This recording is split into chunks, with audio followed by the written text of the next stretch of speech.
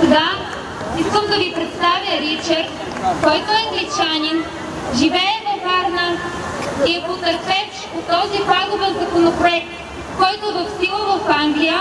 Нека да чуем човек, който има впечатление и опит на практика как се прилага този проект и какви пагубни последствия има той.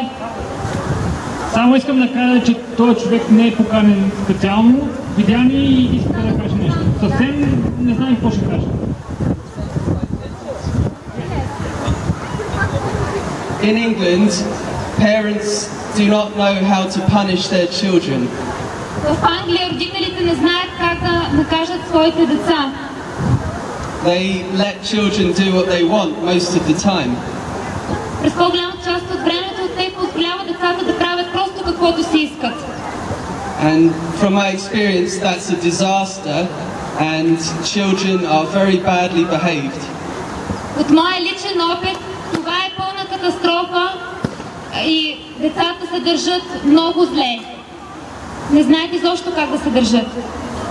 It needs to change, and even schools need to be firmer, stronger with discipline against bad behavior.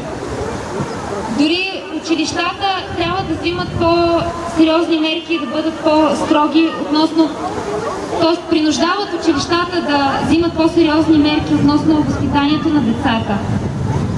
Schools are like a zoo. Училищата са като зоопаркове. And if Bulgaria lets this law happen, the same thing will happen here.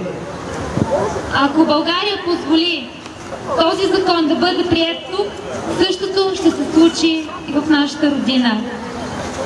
Thank you, Richard, very much. Да благодарим на Ричард, че изрази мнение. Thank you so much.